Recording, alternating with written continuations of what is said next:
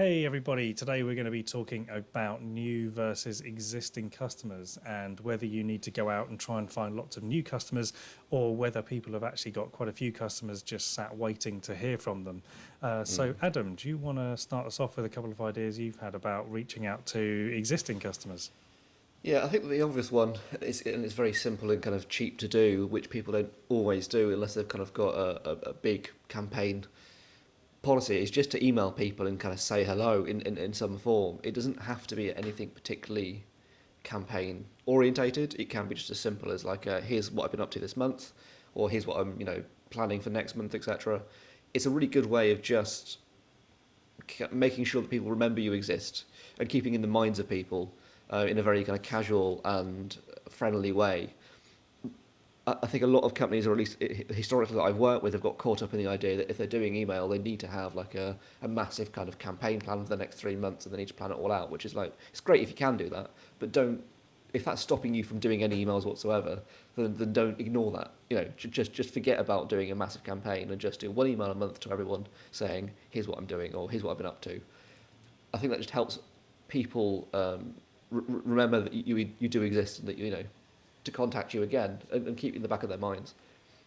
Yeah, sure. I mean, I think email is definitely an underused one, and I think, as you say, people often put quite a bit of pressure on themselves to try and deliver something that's very campaign driven. So I think Yeah. another thing we've been talking about recently was the fact that most people's websites have quite a lot of data sat in them that they're not really Mm. utilizing, either with Google Analytics or Facebook Pixel.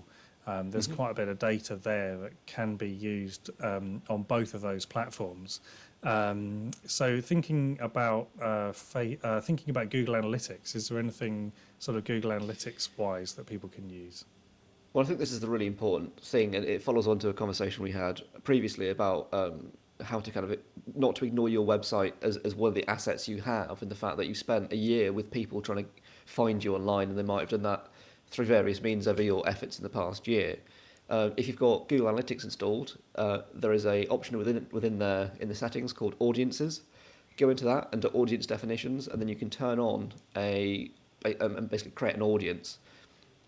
That will then populate a certain segment almost of your every user for the past year or so, depending on how you set it up, so that then you can go out and then do various things with that, whether that's remarketing or creating kind of more complex segmentations based on actions they've done, which I don't want to get too bogged down with now, but there's a lot of flexibility there you can do with it. So I think the important thing is that if you spent loads of time and money over the past year to get everyone onto your website, it's far easier just to create an audience of those people and start trying to get in front of them in some way again, than it is trying to get new people to your website. Yeah, so thinking about the Google platform, that would be creating a display network ad and showing them an ad when they visit other websites on the internet. So you Yeah, don't necessarily you don't have to be able to get to those websites. Google does all that for you. You just create a display network ad. I yeah, think it's worth saying though that you do need to have a fair amount of data already collected for that to work seamlessly. But I think for a lot of people who've been around for a couple of years, and if they've had their analytics on and tracking for that time, there's actually a big wealth of data sat there. absolutely. And then I think the other side of that is Facebook Pixel. So if you've got the Facebook Pixel installed on your website, you're also collecting quite a bit of data there that can be used. Facebook particularly has some very easy to access tools that you can just jump straight into when it comes to making ads for website visitors. There's lots of different things you can do with like particular pages or people who filled in forms or made a Mm. purchase. I think we could probably do a whole day session on how to use Yeah, Facebook ads and e-commerce together. There's loads of cool yeah, stuff you can be doing there, so we won't get too bogged down now. But especially in um, e-commerce stuff. well, yeah, There's exactly. so much you can do. But I think even with lead gen, there's a lot of people who just think, oh well, I can't like put an ad. I can't use it because because I'm not selling online directly with a shopping basket. Whereas Mm. actually there is quite a lot you can do.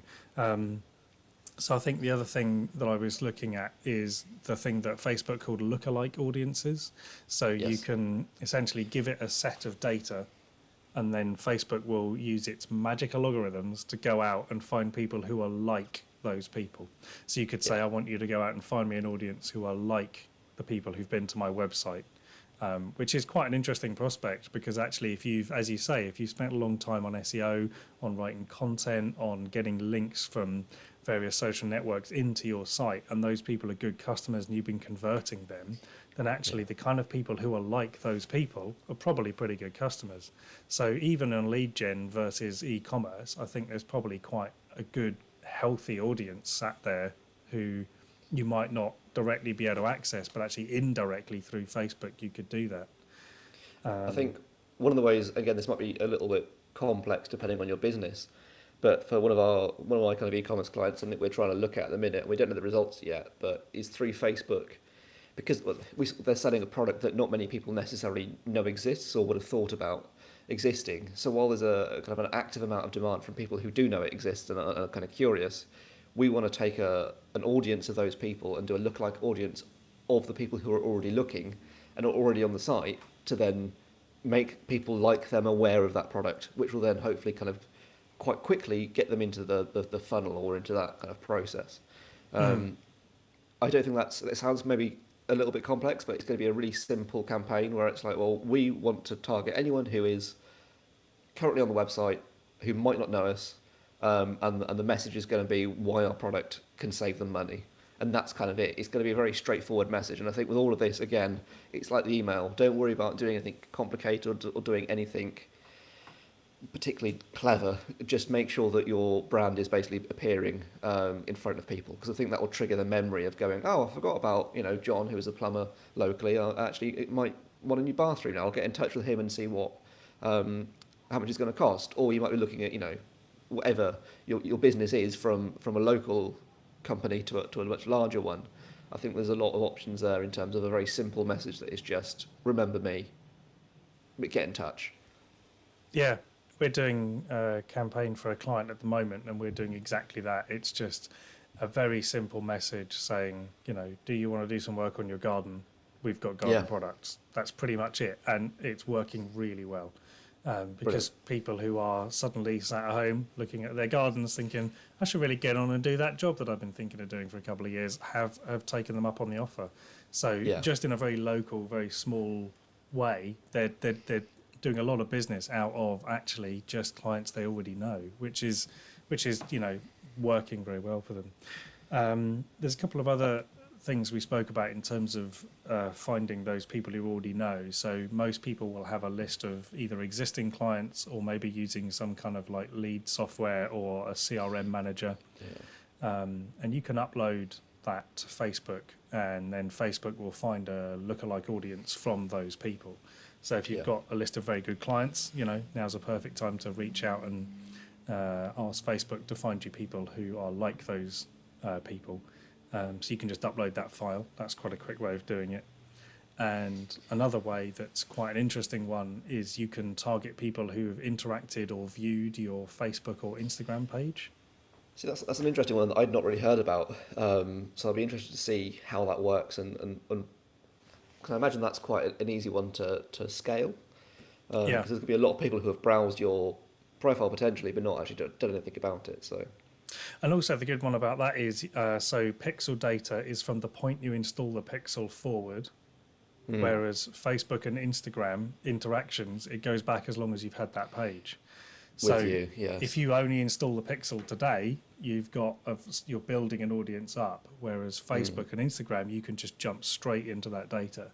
So as long as you've had an Instagram business profile, it's recording the data. It doesn't link to personal profiles. But for example, if you've had a really good Instagram following for a while and people have been looking at your profile and liking your posts, saving your posts, even just viewing the profile and scrolling up and down a bit. You can also do, if you've boosted a post on Facebook or Instagram, you can include those people in that audience. So it can do a little bit of the pre-qualification for you, because you don't necessarily need to do that introduction piece, of doing this is who we are, this is what we do. Because if people are already familiar with your page or your brand, then actually you can just cut straight to that really simple message, which is, this is how we can help, this is how we can add value, or best of all, this is how we can save you time or money. Yeah, or even just we're still here. I think that's quite a big one. People just go, oh, I forgot about that company, I might get in touch with them now.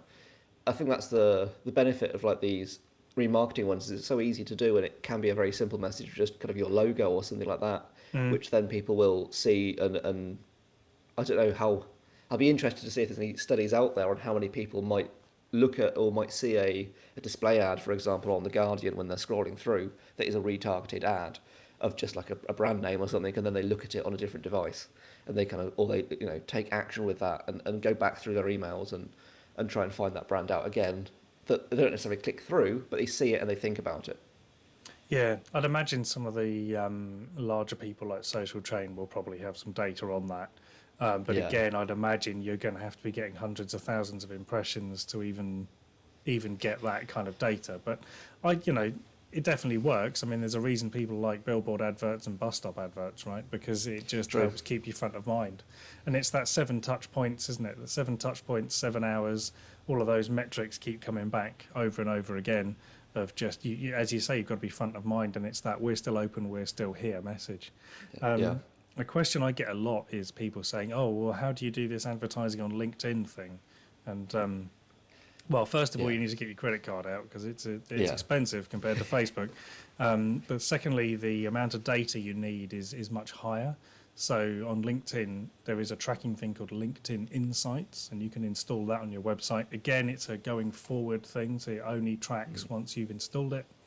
The other thing to bear in mind is that you need 300 clicks from LinkedIn to your site before it will give you any data or unlock anything. So for a lot of businesses, that's a lot, because a lot of people get views and they get likes and comments on LinkedIn, but the number of people who click off of LinkedIn is probably 1% of Minimal. your followers a year. So you need to be posting a lot and getting a lot of clicks. So for most people, it's a long-term strategy. So get that think it really- get that script on there as soon I as think it you very can much if depends on LinkedIn's your game. Sorry. I think it very much depends on your company as well, and kind of knowing what will work for you. But it's definitely worth having there, just because you don't know what's going to happen. And I think that's the thing with all of these pixels, is it doesn't really matter if you're doing remarketing now. It's whether you might do it in a year's time or in 6 months' time or whenever. If you can get those pixels and the LinkedIn, Facebook, and the analytics all just recording, then that means that you can worry about it later, essentially. Yeah, It's the first. Whenever I kind of go into an analytics account, it's one of the first things that I look at, because I'm just like, I want to know that they're recording. Just that if we do want to do kind of Google Ads remarketing in a few months' time, or do like bid adjustments and stuff like that, and the more complex side of audiences, I want to know that data's there, so we can use it. yeah, absolutely. And it's something we always try and do when we build sites for our clients, is we just get them to set those accounts up and get the data flowing in. Yeah. Most of the time, they're too busy focusing on launching a new website to really care about what all that data means. But 6 months down the line, when you turn around and go, well, do you remember we put that thing on at the beginning that was a pain in the ass to set up, but it was totally worth it? Well, this is the moment where I say it's totally worth it, because you've got 6 months worth of data there. So, yeah, I think basically if people can, if you've got the tracking stuff there, then go in and have a look. If you don't have the tracking stuff there, then I would recommend now is a good time to call up your web developer, who, let's face it, probably isn't too busy at the moment, and get them to install it.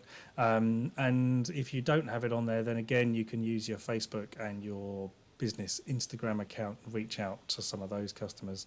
But yeah, I think it's a good time to be exploring your existing customers versus new ones.